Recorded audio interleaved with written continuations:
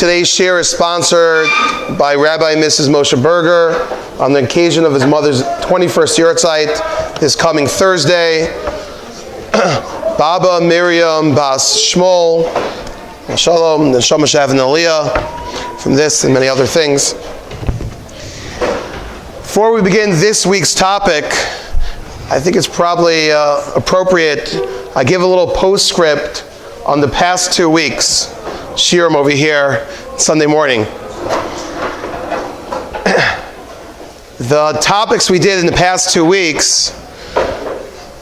2 weeks ago we talked about the topic of security in, unfortunately, the dangerous world we live today, post the Pittsburgh shooting. And last week we spoke about vaccinations in halacha, using vaccinations to fight infectious disease. Both of those topics were pretty timely. It was based on episodes that were just happened or going on in the Jewish world.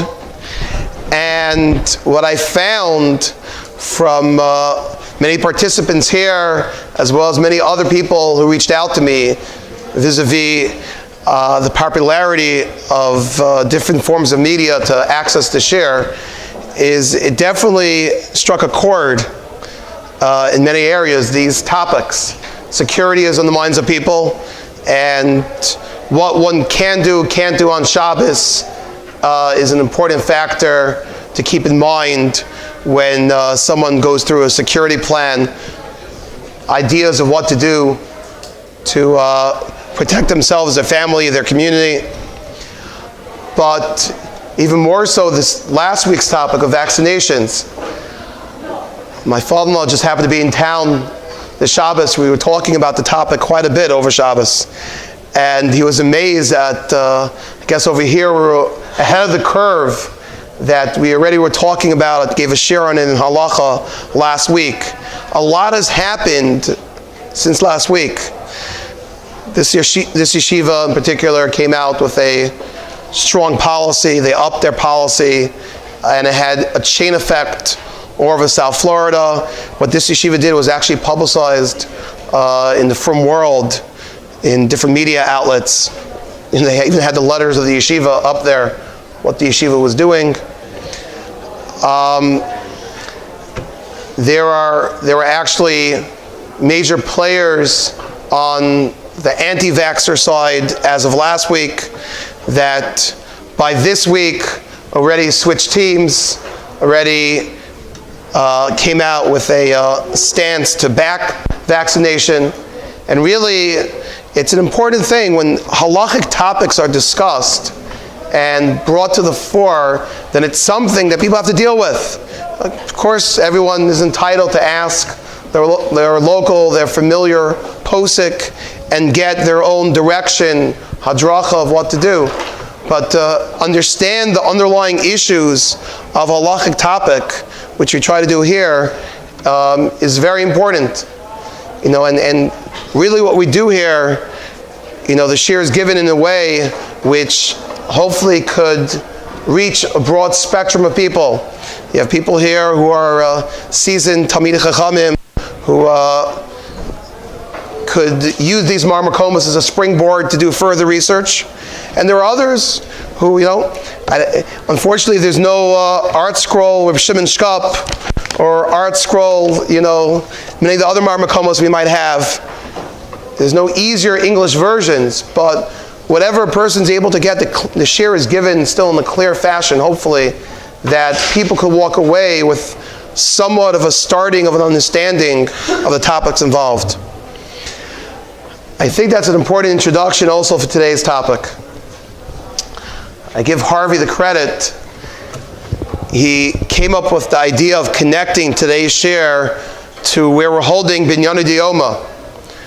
Today we stand Sunday in between Black Friday and Cyber Monday. This has become one of the biggest events on the American calendar. It's trickled into yeshivas too, unfortunately. But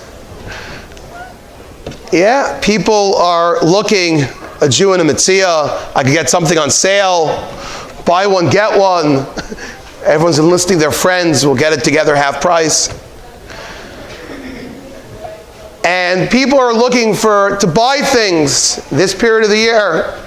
It could be the real shoppers know you could get better sales other times of the year, but people think this time of the year is the best for sales, Black Friday, Cyber Monday. And if you look at the stats, what are the most top sellers currently in the world, you're always going to find electronics. Consumer electronics is a field which has just blown up, and the amount of advancements constantly coming out in the broad nature of consumer electronics, whether it's from phones, computers, everything today connected. Siri has become, quite famous all around the world.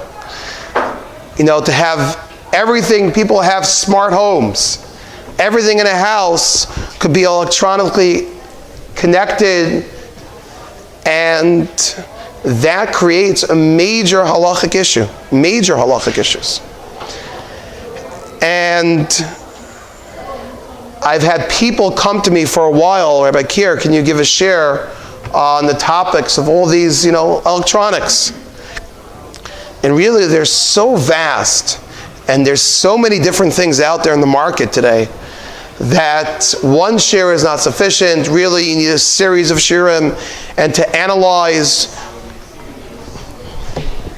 That one is for Steve. Yes, a series of shiurim to analyze all the different new technologies, and there's so many nuances of difference.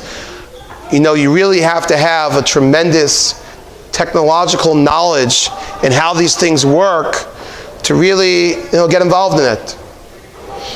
Just as an aside, in the vaccination issue from last week, I myself had the zchus to meet with, I'll leave his name out, but let's just say he's a Rosh Yeshiva who is famous for being a tremendous Talmid Chacham, brisker, but he also spent some time in MIT.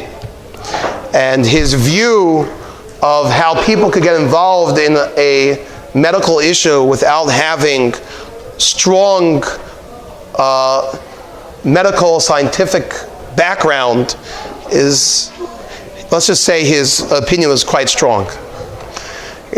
To really understand, technology, to paskin halachic shilos on these advancements in technology, the Rav, the Posek, has to see or understand what is going on with this object. How does it work? And we'll see soon. There are many issues that Rabbanim really didn't, they spoke with many quote-unquote experts, and even sometimes experts don't know exactly how it works. And that creates big halakha problems. I labeled this year from fridges to electronic eyes, the parameters of Pisik Reisha on Shabbos. Now, refrigerators is a question that has gone on for years, right? It's been a while since we used ice boxes. Some people here, it could be their bubbies using ice box. But refrigerators is not a modern invention. It's been around for a while, but so has the halachic hak. The issues involved, can you open a refrigerator on Shabbos? That particular shaila of opening a refrigerator on Shabbos, a lot of times these halachic issues over time, it gets more clarity and you figure it out. With refrigerators, it only got more complicated. Nowadays, refrigerators, besides the issue which we'll talk about later, about opening a refrigerator up and the compressor going on and the temperature and the thermostat, it's much more complicated. There are some smart refrigerators that will makes a cheshbon every time you open the door. It's logged into a computer. Every time you take things from different shelves, they could track that. The level of ice in your refrigerator, It doesn't just have some manual, simple mechanism. Every piece of ice could be tracked. There are so many things which you have sensors and smart technology which makes for big halachic problems. Right? It's not just an issue of a thermostat anymore when you open a refrigerator. Depending on the model, you could have quite a few other ones. Electronic eyes is just a simple way to describe sensors. And nowadays there are sensors in everything. I saw someone describe, boy, did it look like a horror story, of a frum Jew coming to a hotel room on a Shabbos, Erev Shabbos. You know, they got stranded, they got stuck. Okay, I'm going to have to spend Shabbos here. They didn't spend any time looking into the hotel. They just get there. It's okay. They get to their room. Okay.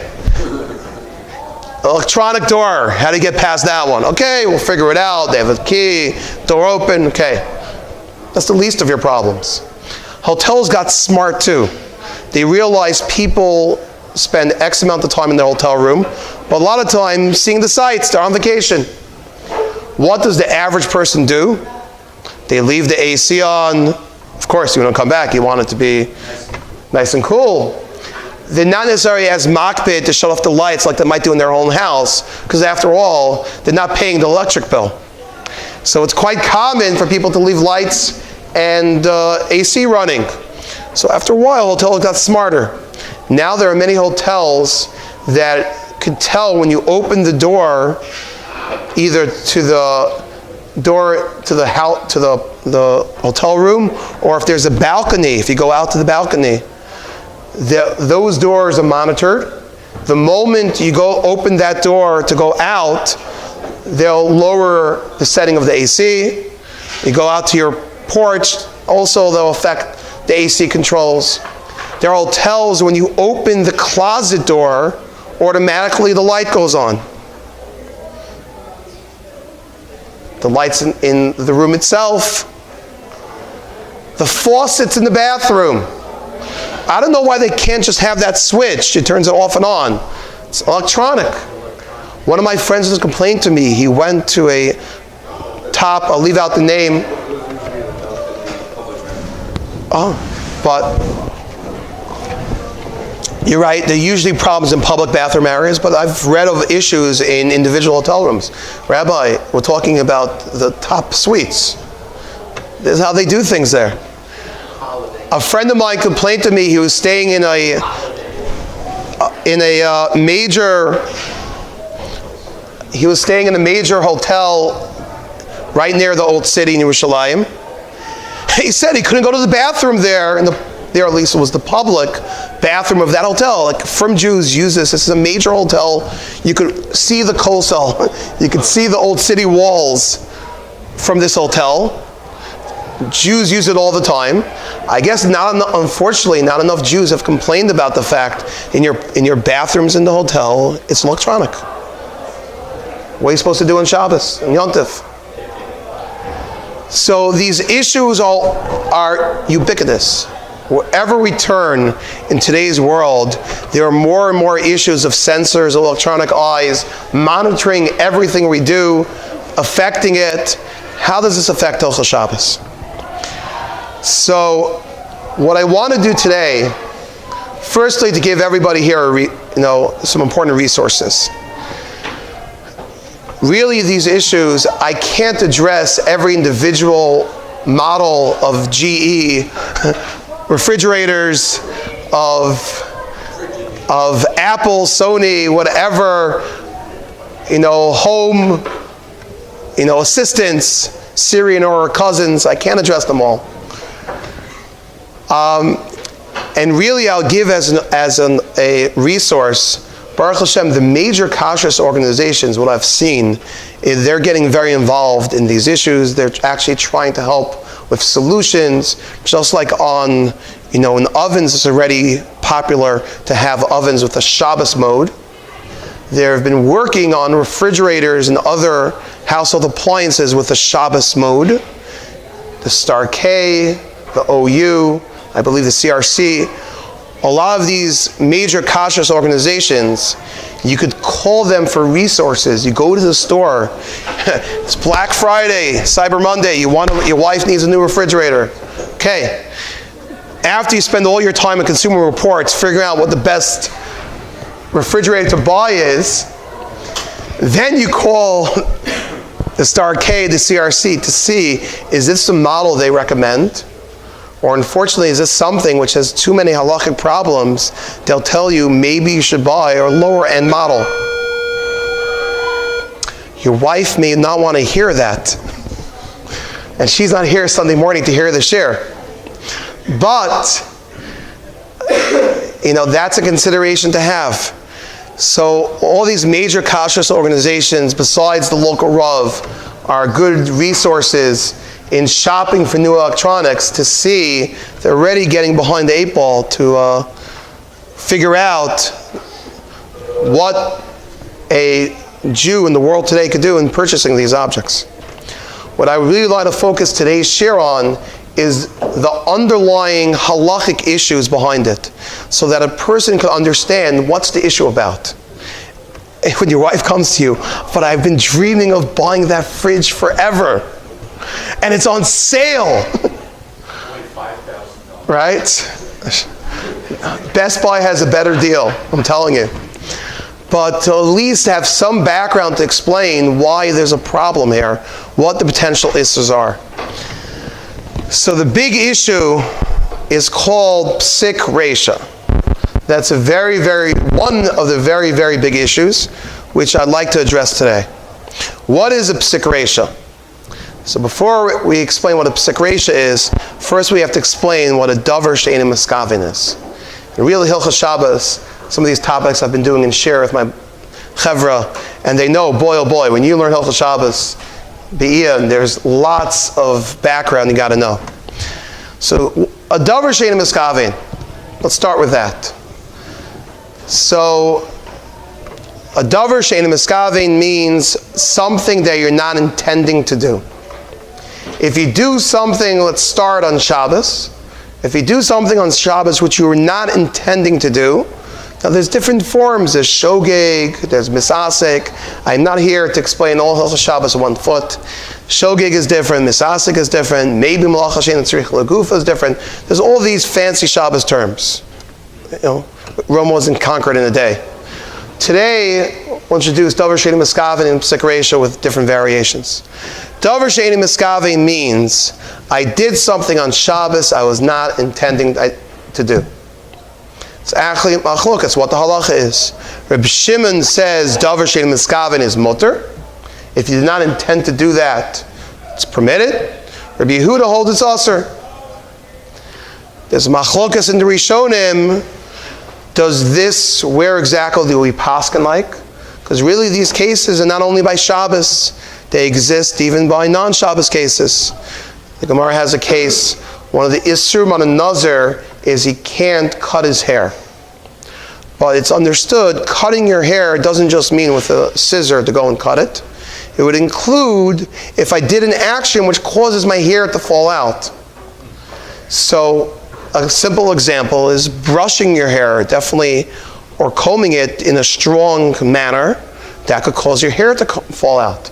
Now you're definitely not intending, especially at a certain age, you're definitely not intending when you brush or comb your hair for it to fall out. That's a davar she'eino miskavin. But Reb Shimon would say, if that wasn't your intention, you're off the hook. It's pater, it's mutter. Now, so Reb Shimon is of the opinion that a davar she'eino miskavin is mutter. The Rosh says we don't just paskin like Reb Shimon by Shabbos, we would even paskin like him by all other Isurim. That's a Rosh in the 14th parak of Masechah Shabbos. But what about if something is a Pisik Reisha? That's different. Now let me show you this Gemara that talks about it. There's a Gemara in Sukkah. This really comes up in multiple Gemaras. But I picked Sukkah because I like the way Rashi over there explains it. Top of your sheets, Tana Rabbanan. Ein mematim b'yantif. The first opinion says that you can't decrease the berries. Let's say you have a hadas, right? We use hadassim on sukkahs. Hadassim could have berries. Could I take off the berries on Shabbos or Yontif? So the first opinion the Gemara brings is you're not allowed to. But Mishum or Belazar Reb Shimon Amru Mimatin, you could do it. You're allowed to take berries off a hadas on Yontif. The Gemara asks a question. V'hakam misakin mana b'Yontif. But you're fixing something on Yontif. You can't have all these berries on your hadas. It doesn't look good. That's one of the things you cannot have on your hadas, right? I remember the last time, it would definitely stand out in your arbor minim. A guy's walking around there, everyone's arbor minim looks a little bit different, how big, how small, but you have hadasim there with berries. You can't have that. You're fixing it. How could you tell me you're allowed to take off these berries in Yontif? Yeah, that'll be a new thing. One mocher of Dal Minim will show you. You want hadas with berries? You get it cheap. Want it without? I'm going to charge you money. But the Gemara asks, why are you allowed to take off the berries in Yontif? Aren't you fixing it and making it into a kli? Misakin mana. You're making it something. So Amarev Ashi could go and shaliket la'achila. No, the case is, I'm not trying to fix my hadas. I'm hungry. I want to eat it. I'm eating the berries off my hadas. I guess I know they're kosher berries. So I'm eating them off. Oneg Yontif, I like berries. And the Gemara continues, why is this permitted? Belazar Reb Shimon Savala Kavua. Belazar Reb Shimon holds like his father. It's nice once in a while you see fathers and sons agree. Belazar Reb Shimon is the son of, as I mentioned before, this famous Reb Shimon who says, Davar Sheim Eskaven is mutter. So right now everything's good. I could undo berries from a hadassim on Yontif, because that's not my intention. I'm not trying to fix the hadas and make it kosher for Arba Minim. I'm just trying to eat it. Back to Gemara question, 3 lines from the bottom there. Abai v'Rava dami tarvayu. Abai v'Rava, they both say. Abai v'Rava are the biggest arch nemesis in Shas. They always argue. Abai v'Rava. Here they agree. When they agree, you have to pay attention to what they're saying. What do Abai v'Rava agree to? The Amri Tavayu Moda Reb Shimon b'Pisik Reisha v'lo Yamos. Reb Shimon agrees by a case of a Pisik Reisha v'lo Yamos. That's a phrase, great phrase. What does it mean? I'll show you in the Rashi in a moment. But Pisik Reisha v'lo Yamos means you chop off the head of a chicken. Pisik Reisha, you chop off the head v'lo Yamos, and it's not going to die. The Gemara uses that to illustrate a point. When you chop off the head of a chicken, you think it's not going to die? Of course it's going to die. So if you do something, when do I say that a davar she'enim miskavin, something you're not intending, is mutter on Shabbos or other cases? That's because you could say, hands up, I don't know, don't shoot. I don't do anything wrong. But by something which is a psik reisha, something which is a simple consequence, you chop off the head of the chicken's going to die. You didn't know that? Psik reisha v'lo yamus? Chop off the head of the chicken, it's not going to die? In that case, Reb Shimon admits that you're chayiv, that it's ulcer. So how could you tell me you could take off the berries from this hadas? Look, I wasn't looking to fix my hadasim. I was looking to eat the berries. It's a davar she'enim miskaven. It wasn't my intention. The Gemara says back, what do you mean? But even Reb Shimon would admit, if something's a psik reisha, if something's definitely going to happen, it's a simple consequence of a mere action. Halacha is that it's ulcer. So taking off the berries at the same time is going to make this into a kosher hadas. So how could he do it? So the Gemara is smart. The Gemara answers, Hachav Mayaskinon de Isle Hoshana Achrisi. We're talking about where I have another Hoshana, I have another Hadas, and therefore I don't need this one. And since I don't need this one, don't tell me I'm doing anything wrong here. That's a simple reading of that Gemara. So the Gemara itself introduces us, there's a concept called a Pisik Reisha. There's one case, Davar She'eino Miskaven will be mutter. Pisik Reisha, where it's a consequence that's going to happen, then it's asur. Now I'd like to read to you two Rashis on here, which are very interesting in understanding this topic. Let's read the words of Rashi. Sorry for the small print. I'm going to read from 3 lines before the wide lines. Rashi says like this: V'hamoder Reb Shimon Pisik Reisha v'lo yomus. Ba'omer echtoch rosh behema zu b'Shabbos. Someone says, I'm going to cut off the head of this animal on Shabbos. V'eni rotze shetamos. But I don't want the animal to die. The kiven de lo efshar shelo tamos. Since it's impossible that it's not going to die, kimischavin chashiv le. Big words, I'd underline in Rashi. It's as if you had kavana. If something is a simple consequence of your actions, you can't claim you didn't have kavana. That is kavana. That's intent. V'chiyam reading Davar She'eino Miskaven mutter. When did we ever say that something that you do not intend is mutter? What's that? Kigon heicha de efshalo below iser. For cases where it's possible to do it without the iser. Kigon gora adam mita kis of a safsol. A person on Shabbos, let's say on dirt ground, is dragging a bench.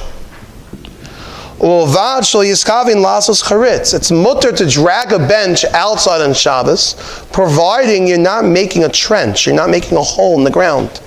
You're not allowed to make a hole in the ground on Shabbos. Can't make a trench.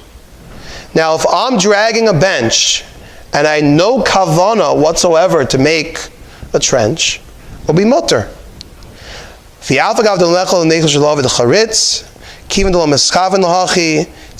you're not mechaven for it,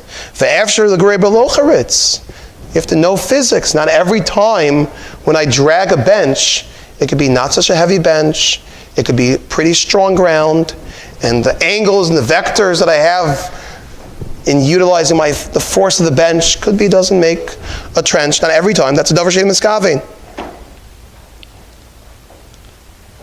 Okay. But where you're for sure going to do it, let's say I'm dragging a heavy bench on very soft sand. Am I going to make a trench? Of course. So that case is going to be asur. Where I drag a bench, which is not clear, simply it's not going to do that. That's a Davar She'eino Miskaven and mutter. But where it's a heavy bench on soft ground, I'm going to make a trench, that's a Pisik Reisha and asur. So do you see the line in the sand? There's a very fine line between Pisik Reisha and Davar She'eino Miskaven. A Davar She'eino Miskaven, something which you don't have kavana for, is 100% mutter, according to Reb Shimon. But something which is inevitable consequence going to happen, that's 100% asur. I wasn't joking. It's a very fine line in the sand. Now let me take it one step further. Is that fine line on the sand a trench? Yes. Now, let me show you the next Rashi, because I want to point something out here. Look at the next Rashi. Remember, the Gemara explained, don't worry, we have no Pisik Reisha here by the case of taking the berries off the hadas, because the Isle Hoshana Achrisi, because we have another hadas over here. Rashi writes, I don't need this hadas. Hilkach ein kan tikkun kli, I'm not fixing it. So I'll need it to kasher it. This is not comparable to the case of Pisik Reisha. There, you're for sure taking the life of that animal when you cut off the head. If I didn't have another hadas over here, then I'm making it into a kosher hadas. Now look at the last line of Rashi. Even though I'm not mechavin for it, it's aser because it's a psik reisha lo yamos. I would like to ask a stira between these two Rashis. We know, we were just talking about it yesterday, Rashi was one of the greatest of our Pirushim. But on a simple note, these two Rashis back to back, I'm not asking a stira between two different Masechtas, two different pages in Shas. I want to show you two straight Rashis here in Sukkah, which seem to be in contradiction. The first Rashi told me that when you know something is an inevitable consequence of your actions, that is kavana. Kimitzchavin. Dummy. That was the words of Rashi. It's considered kimitzchavin chashavlei. It's considered like kavana. Now in the second Rashi, when Rashi's explained to me this concept of psik reisha, he's admitting, nah, even the psik reisha doesn't mean I actually thought it, but nevertheless it's aser. Rashi, make up your mind. Is psik reisha considered 100% kavana or not? If something is kavana for an action, then you're going to be chayiv. It's going to be aser to do on Shabbos, aser to do in other cases. But if something is eina mechavin, it'll be mutter. Right? That's our fine line. Psik reisha means it's an inevitable consequence. So Rashi first told me that's called kavana. But in the second Rashi, sounds to be saying it's not kavana. Sounds like a stira. What do you guys want to say?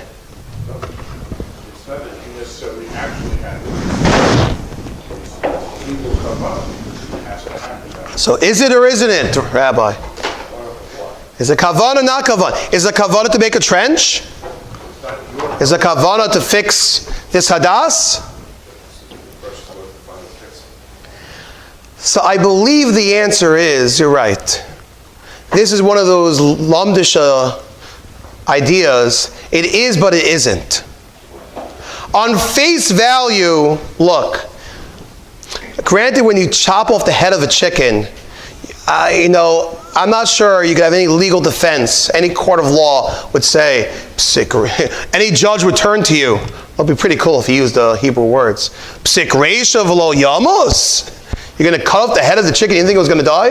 It's not a legal defense when someone cut off the head of somebody. I didn't think he was going to die. Buddy, you cut off someone's head, you do something like that, you had to know this is going to happen. However, in halacha, not every time is it as clear, or I'll say better than that. It could be for hilchos kavana. Pure kavana means I had to fully be thinking of it when I did it. In order to be chayiv on Torah law, you have to be thinking about something when you do it. If it wasn't in the forefront of your mind, that's not kavana. Now, psik reisha is aser, but it's a chiddush. It's a lamdisha. It's a Torah din of kavana, but it may not be fully what we call practical intent, practical kavana. It's something a little bit in between. And this makes the line in the sand all the more hazy. Remember, halacha l'maisa. If something is davar she'ein miskavein, you're good to go. If something is psik reisha, if something is a clear consequence, it's aser. But even when we say it's a clear consequence being aser, it doesn't necessarily mean that I have full kavanah in doing it. But it's something, it's chashiv like kavana. It's considered like kavana, even though it fully isn't that. That's psik reisha. What I'd like to do and share today is go over 4 situations where even where it's a Pisik Reisha, there potentially is room to give a heter on Shabbos. 4 scenarios where even though something is a Pisik Reisha, there's room for heterim on Shabbos. Now this is very relevant because we've been talking about, all our sensors, all those issues seemingly are Pisik Reishas, right? When I walk past a house that has a trigger for the lights to go on when I walk past it. When I walk on that cement, seemingly, till we explain maybe other ideas, seemingly that's what you call Pisik Reisha. That's a consequence. And the first time you did it, hey, I didn't know there was a light sensor over there. Totally didn't know what was flying. What about the second time, third time? You're stuck. Then we get into issues. It's a shortcut to shul, the only way to shul. Who said you have to go? Maybe don't go to shul. I don't know. It's complicated. Maybe they change the settings so it won't work. Maybe you could ask Mr. O'Reilly to go change the settings because you want to go past the shul. When everyone knocks on his door every other day, can you sell me your house in Hollywood? I'm not sure he's so quick to change his settings just for you. But these are issues. That's potentially an issue of Pisik Reisha. So I'd like to offer today 4 categories or subcategories within Pisik Reisha where there's room to maneuver. There's room to walk around it. The first of those 4 categories is a concept called Pisik Reisha de lo nichale. A Pisik Reisha that you don't really want. And this concept, which comes up in the Rishonim, it comes up, the Sefer Ha'aruch is one of the Rishonim, early Rishonim. He has this idea that a Pisik Reisha de lo nichale is mutter. What is a Pisik Reisha de lo nichale? It's the same type of thing. I'm cutting off the head of a chicken. It's a clear consequence, except I don't want it. Or even better, you don't have to be so negative. Rabbi Kiva Eger, other Mefarshim clearly spell out, it's even if it's lo ich bislei, I don't care for it. As long as you don't, it's not that you have to be negative, as long as you just don't positively want this consequence, that might be its own category, and that might be mutter. A Pisik Reisha de lo nichale. I didn't want this consequence. It might be mutter. The Gemara talks about a case, the Rishonim are talking about the olden days, for their barrels, so they didn't have, I don't know, no one discovered cork. They didn't have cork, whoever they were. So they would have these big barrels of wine, and obviously they have a hole in the barrel. How they stuff it up, they'll take a rag, put that rag into the hole, and anytime they wanted to take wine, they'll take out the rag. Inevitably, if you're using a rag and there's liquid, there's potentially multiple issues on Shabbos, let's talk about, but let's, for simplicity, take there's schita. You're not allowed to squeeze liquid, certain scenarios, different things, out of this fabric, this piece of cloth on Shabbos. Every time I put it back in, take it out, just by wedging it in, am I not going to be squeezing it to some degree? It's got to fit tight and causing liquid to go out. That's schita. It's a Pisik Reisha. It's for sure going to happen. Right? This rag is going to get wet. Definitely when it's sitting in there, I'm taking it out. I'm going to squeeze out some of the wine on it. That's definitely a clear consequence of your action. Except, you know what? You don't want it. Pisik Reisha del Nichle. I don't want to do that. What do I care? What do I care that I'm squeezing out the wine there? I'm not using that wine anyway. So that the Aruch says is mutter. A Pisik Reisha del Nichle, the Aruch paskins, it's mutter. However, on the other side of the equation, Tosfos, the Re, amongst others, argue and say no. Pisik Reisha Dol Nichale is aser. No such heter. And of course, that leads to big issues. There's even a machlokas within the sheet of the Aruch. How far does the Aruch go? Is the Aruch give a heter for Pisik Reisha only by Shabbos? Or is really the Aruch's heter apply to other Isurim also? Major machlokas Rishonim. Perhaps there are steerers in Rishonim about that too. Very complicated issue. Now, one thing which for sure is important to point out. When we say Pisik Reisha is aser, you can't do a Pisik Reisha on Shabbos. That doesn't matter if it's an Isser D'Oraisa or an Isser D'Rabbanan. One is not allowed to do any action on Shabbos, which is a clear consequence. I'm going to have an Isser here. So this makes for trouble. You know, sometimes electronics, electricity, we get into issues is D'Oraisa, D'Rabbanan. If it's a Pisik Reisha, it's aser either way.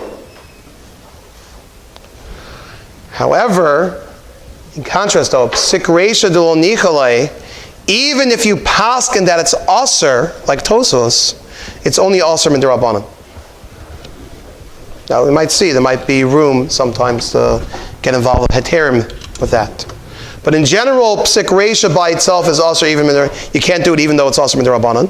However, just to know, Pisik Reisha D'Lo Nichale, even on the side that it's aser, Mishabura, others paskin that it would be only aser min D'Rabbanan. Now the Shulchan Aruch in Siman Shin Chav, actually talking about the halacha of the wine barrel and taking out that sponge, that cloth which is holding it. The Shulchan Aruch brings both shitas and talks about the fact that many people are makel if it's a Pisik Reisha D'Lo Nichale.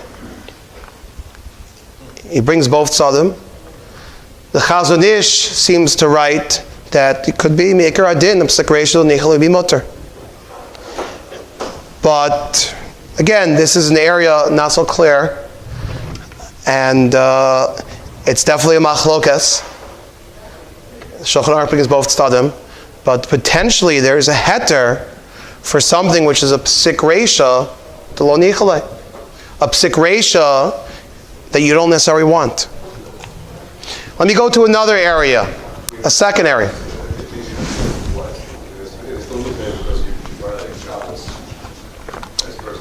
Right.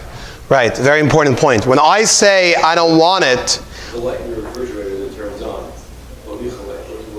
it's there because people like it. I'm not interested in writing Shabbos. I don't really need the light. I don't need it. Right. Rabbi Shafran's pointing out a very important point. Simply, when we define whether I want a consequence or not, nobody wants a consequence of violating Shabbos. When we talk about lo nichale, whether you want it or not, it means in a practical sense. I gave a good example, right? One of the other old issues with the refrigerators is many times you open it up, it has a setting, it triggers the light bulb to go on. Now, obviously the best thing is to override that somehow, unscrew the light bulb, right? That's an easy fix. That's been going on for the old refrigerators. Right, and nowadays it's not as easy. You can't take it out. There's not a light bulb in there. There's who knows what there is in there.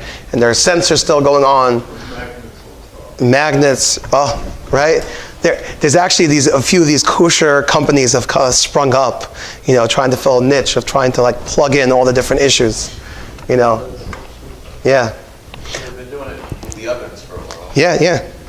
But, so one thing, when we talk about Pisik Reisha D'Lo Nichale, it has to be that you don't want that light to go on. You don't want the consequence of your actions. Not because of Shabbos, but in practical sense. Rabbi Shafran's saying, hey, who doesn't want a light in their refrigerator to go on? But it depends. If you have lights on your kitchen, then I don't really need that light in the refrigerator. So that might be a lo nichale, there might be a lo ichbis le. Oh, so does it go on the general consensus of why these things are designed? Or does it go on my personal needs? I don't need a light on my refrigerator. You know, to be honest, I think by me, I have it taped up all the time. My light never goes on. I don't need it. Now, that's one case. Pisik Reisha de lo nichale, that's room potentially for a heter. A second scenario is what you call suffix Pisik Reisha. I want to spend a little more time on this, but I see this is complicated. It's taking me a little longer than I anticipated.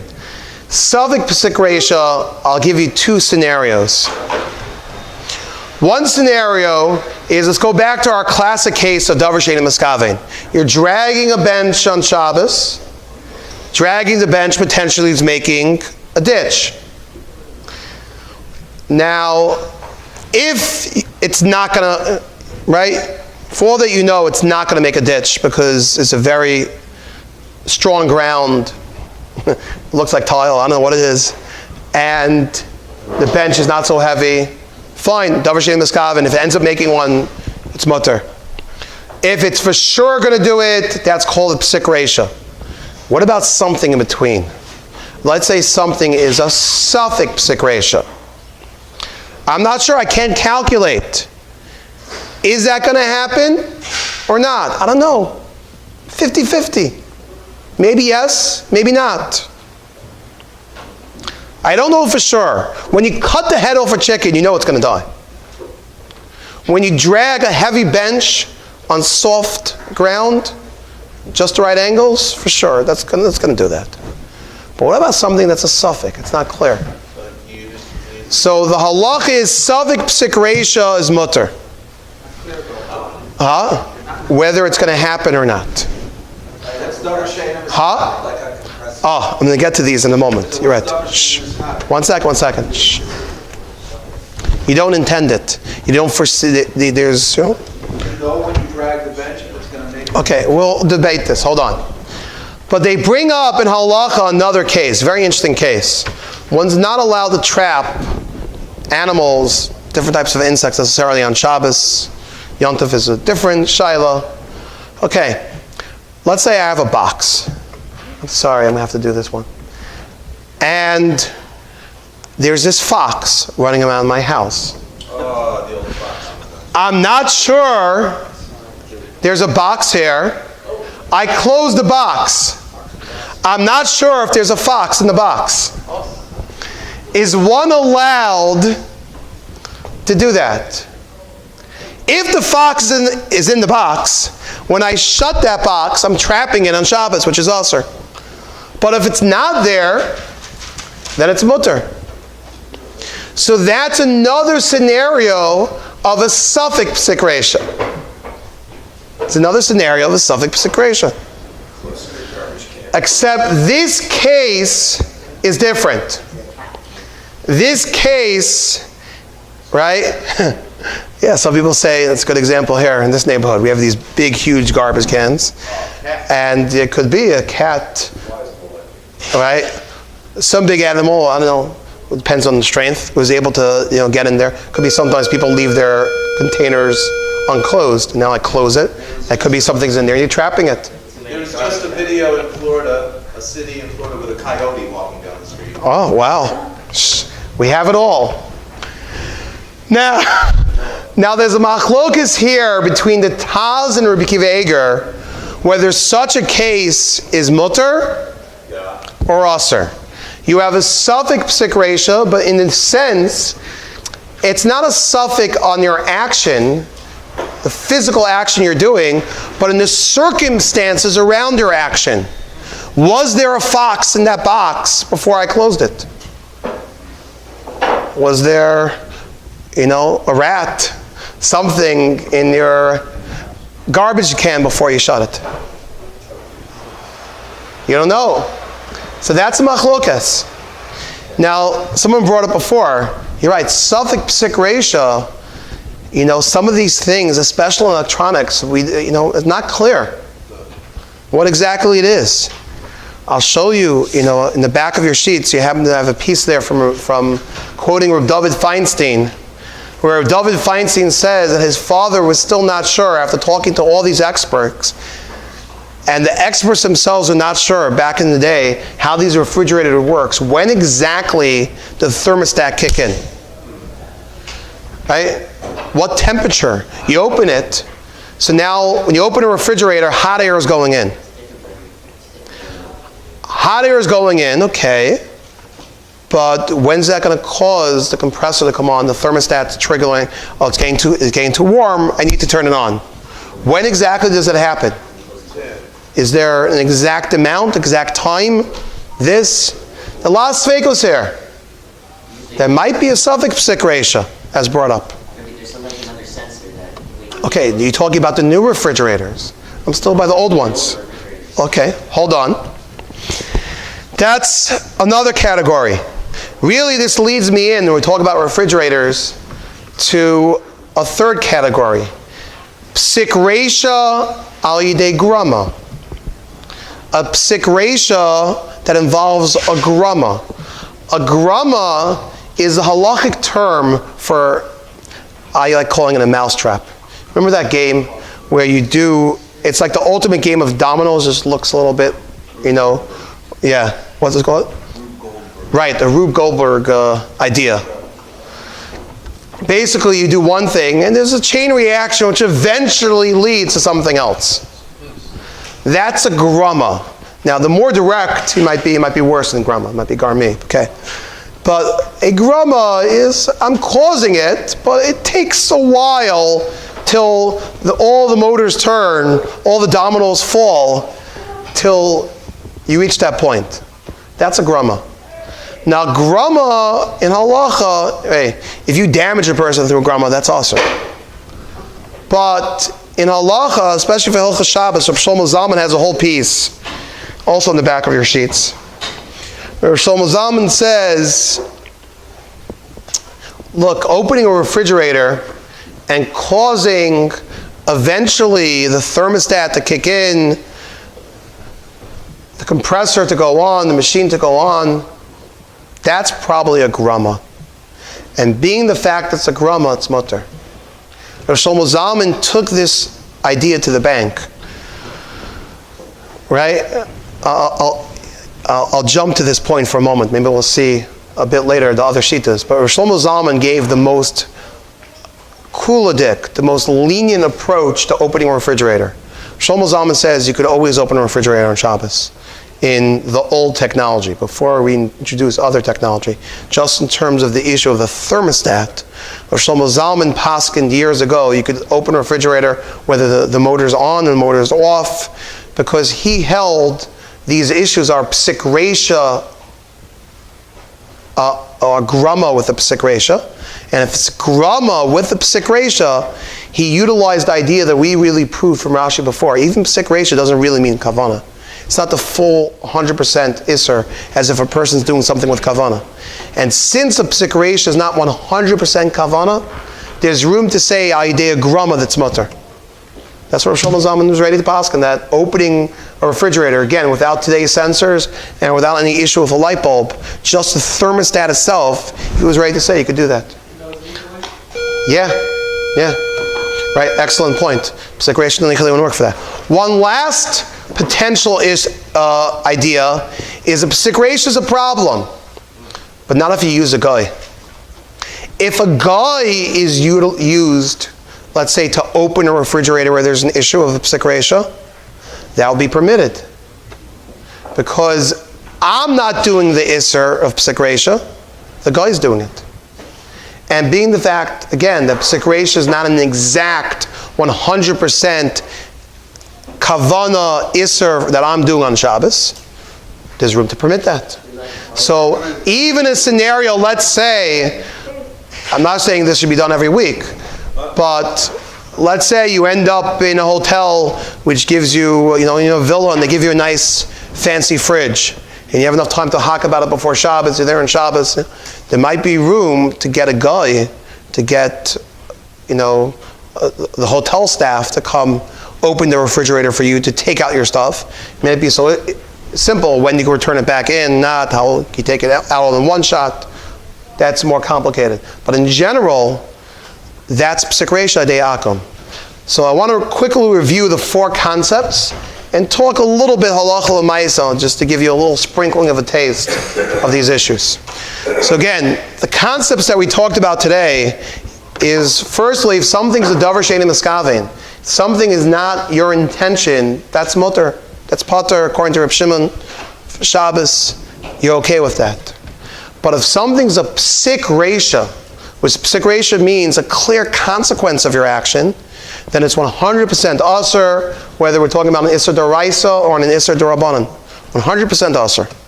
Something's a Pisik Reisha.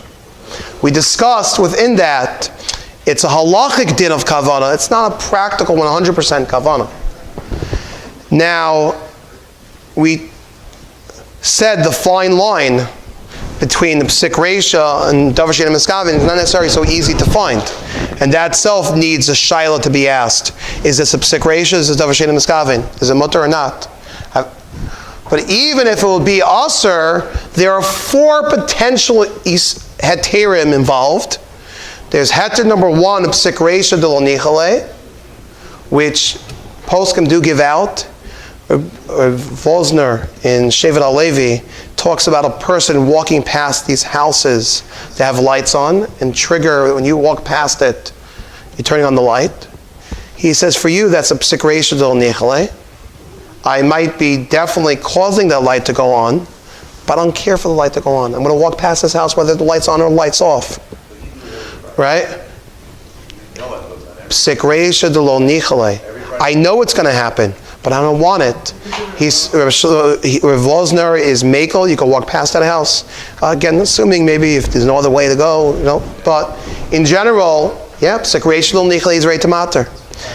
There's a second issue we talked about of a suffix Pisik Reisha, which this has many ramifications.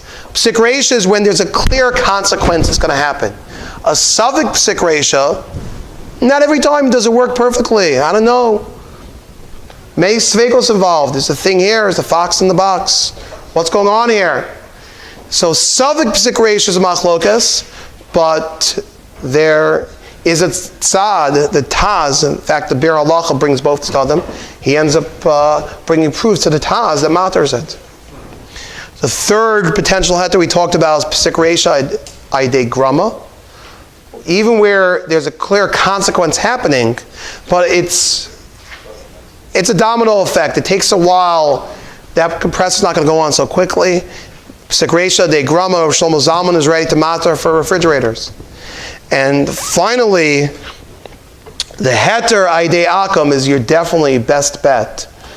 If you have a situation with Pisik Reisha, and you can't get around it for lo nichale, it's not a suffix, it's not a grama, the best way to deal with it is not to do it yourself, but to have a guy do it for you. When a guy's doing it, there's much, much more room to be makel, and with that. So again, with these issues are something, a Jew checking into a hotel is much more complicated than you thought. And just to be prepared ahead of time, a Jew going to the store shopping, right?